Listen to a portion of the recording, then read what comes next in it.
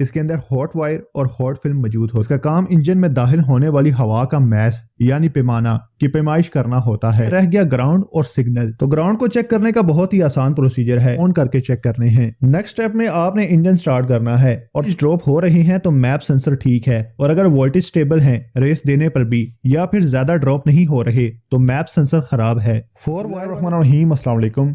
आज की इस वीडियो में हम बात करेंगे मैप सेंसर और मैफ सेंसर के बारे में, यानी मैनीफोल्ड एब्सोल्यूट प्रेशर सेंसर और मैस एयर फ्लो सेंसर के बारे में। इन दोनों में क्या फर्क है, इन दोनों के क्या क्या फंक्शंस हैं, इन्हें किस मकसद के लिए यूज किया जाता है, और अगर ये खराब हो जाएं तो गाड़ी में कहां कहां इशू आ सकते हैं। इसके अलावा हम डिस्कस करेंगे कि हम कैसे मैप और मैप सेंसर को मल्टीमीटर से चेक कर सकते हैं, और कौन से ऐसे कोड्स हैं जिनके आने पर हमें मैप और मैप सेंसर चेंज करने चाहिए, और कौन से ऐसे डीटीसी कोड्स हैं जिन्हें विदाउट सेंसर चेंज किए फिक्स किया जा सकता है। तो आइए शुरू करते हैं। पहले हम दोनों सेंसर्स में डिफरेंस की बात करते हैं। MAP sensor, mass air flow sensor. MAP sensor दो मकसद के लिए इस्तेमाल किया जाता है। इसके अंदर हॉट वायर और हॉट फिल्म मौजूद होता है। हॉट वायर एक पतली तार होती है जिसका काम इंजन में दाखिल होने वाली हवा का मैस यानी पैमाना की पैमाइश करना होता है, क्योंकि अगर हवा गर्म है तो इसका मैस यानी वजन कुछ और होगा, और इसी तरह ठंडी हवा का वजन कुछ और होगा। और हॉट फिल्म का काम इंजन में जाने वाली हवा के बहाव की पैमाइश करना होता है। मैस एयर फ्लो सेंसर की लोकेशन आपको थ्रॉटल बॉडी से पहले मिलेगी। अब बात करते हैं मैप सेंसर यानी manifold absolute pressure sensor. ECU खास तौर पर फ्यूल इंजेक्शन के लिए मैप सेंसर की रीडिंग को यूज करता है। जैसे कि इस सेंसर का नाम मैनीफोल्ड एब्सोल्यूट प्रेशर सेंसर है, तो इसकी लोकेशन आपको इनटेक मैनीफोल्ड पर मिलेगी, यानी थ्रॉटल बॉडी के बाद। मैप सेंसर का मेन काम इंजन में जाने वाली हवा का प्रेशर यानी वैक्यूम प्रेशर को सेंस करके ईसीयू को सिग्नल भेजना है। ईसीयू इस सिग्नल को यूज करते हुए फ्यूल इंजेक्शन को कंट्रोल करता है। यहाँ तक हमने बात कर ली मैप और मैप सेंसर्स की डेफिनेशन,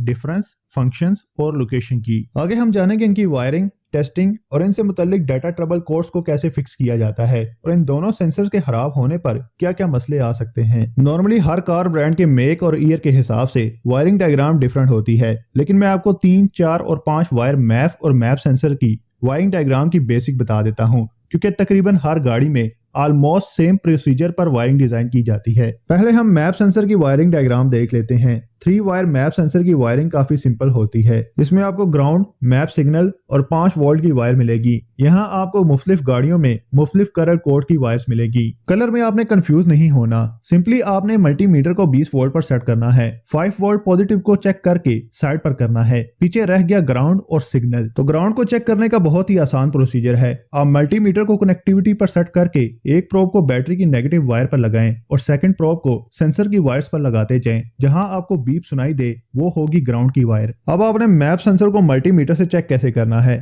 5 वोल्ट भी आपने चेक कर लिया और ग्राउंड भी। अब जो लास्ट वायर है यानी सिग्नल वायर, उसके वोल्टेज चेक करने हैं। सिग्नल्स के जो वोल्ट होंगे वो होंगे पॉजिटिव, लिहाजा मल्टीमीटर की पॉजिटिव प्रोब लगानी है। यहाँ आपको 2.5 से 3.5 के दरमियान वोल्टेज मिलेंगे। यहाँ तक आपने जितने भी वोल्टेज चेक करने हैं वो सिर्फ इग्निशन ऑन करके चेक करने हैं। नेक्स्ट स्टेप में आपने इंजन स्टार्ट करना है और थ्रॉटल देना है। थ्रॉटल देने पर जो सिग्नल वायर है उसमें जो वोल्ट्स हैं उन्हें कम होना चाहिए। ज्यादा रेस देने पर ज्यादा और कम रेस देने पर कम वोल्ट्स ड्रॉप होने चाहिए। अगर वोल्टेज ड्रॉप हो रही है तो मैप सेंसर ठीक है, और अगर वोल्टेज स्टेबल है रेस देने पर भी या फिर ज्यादा ड्रॉप नहीं हो रहे तो मैप सेंसर खराब है। 4 वायर वाले मैप सेंसर में भी बाकी की 3 वायर सेम हैं और उन्हें 3 वायर मैप सेंसर की तरह ही चेक करना है, बस इसमें एक IAT वायर इजाफी होती है। IAT यानी इनटेक एयर टेम्परेचर। इसके इंजन स्टार्ट पर 1.25 से 1.45 के बीच वोल्ट्स होने चाहिए। अब हम 5 तार वाले मैप सेंसर की वायरिंग डायग्राम और वोल्टेज को डिस्कस करेंगे। जैसे कि आप इस पिक्चर में देख सकते हैं कि मैप सेंसर की सब वायर CCM से डायरेक्टली आ रही हैं, सिर्फ 12 वोल्ट 24 स्विच के करंट को छोड़कर। इसके बाद ग्राउंड है। आगे आपने वायर्स के कलर्स को नहीं याद रखना,